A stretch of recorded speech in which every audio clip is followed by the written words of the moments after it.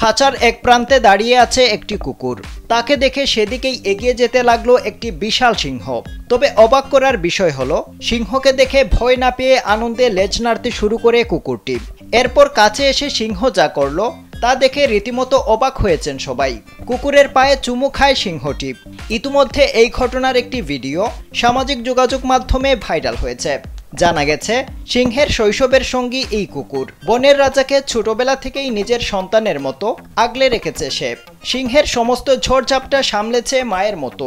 তাই সিংহটি কুকুরটিকে যখনই দেখে তখনই তার পায়ে চুমু খায় এবং কৃতজ্ঞতা প্রকাশ করে।